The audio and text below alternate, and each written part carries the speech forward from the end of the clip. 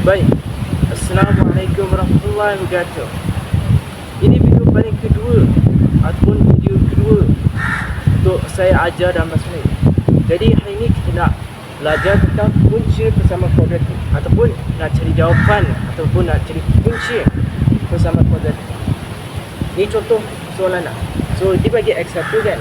Jadi dia bagi X1 kan 10X dengan 21. Jadi mula-mula kita tekan calculator dulu. Cara nak tekan calculator dulu. Sekejap tekan nombor ni. Okay. First tekan menu. Lepas tu tekan, cara nak tekan equation. Kalau jumpa equation ni, tekan sama dengan. Lepas sama dengan, tekan dua kali. Boleh nampak tak? Lepas tu masuk nombor. Kalau X, kalau tak ada macam X tu tak ada nombor tu, letak je satu. Sebab ungkapan tu dia dah kira satu dah. Dia letak satu. Kena letak lain. Lepas letak tu, tekan sama dengan. Lepas tu letak nombor lain lah. Sini lah. Sini. Okay. Kita tutup 10 dengan okay. Lepas tu kita akan cari jawapannya. Nampak? Lepas tu kita akan cari jawapannya. So X pertama ialah 7 dan X kedua ialah 3. Jadi tulislah kat sini. Tapi kita akan tulis bawah. Itulah jawapannya. Tapi kita nak masuk dalam persamaan kuadratik. Jadi persamaan kuadratik tu dia ada kosong. Jadi kita akan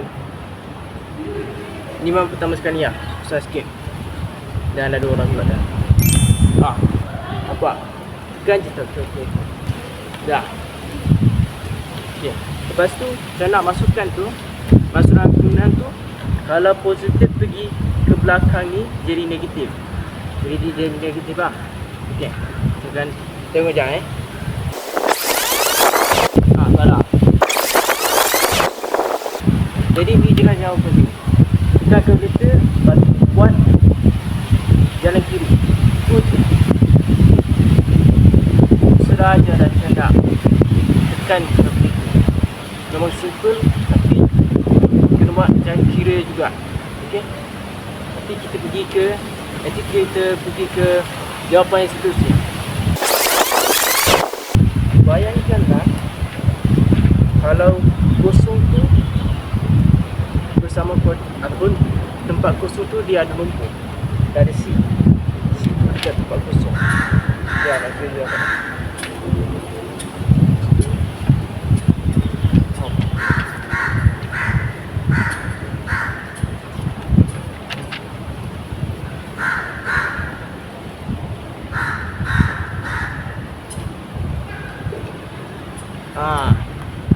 Ini cara nak buat Cara nak buat. Okey. So macam mana? Kita 12 tu dia pergi belakang Jadi negatif. Sebab dia positif. Kalau positif nak pergi belakang tu dia negatif. Kalau negatif nak pergi belakang tu dia positif. Faham tak? Lepas tu ikut je lah step-step yang Yusuf ajar masa soalan sebelum ni. Jadi itu je lah, simple. Sangat simple tapi kena buat jalan kira. Dan itu sahaja yang saya nak cakap. Sekian, Assalamualaikum warahmatullahi wabarakatuh.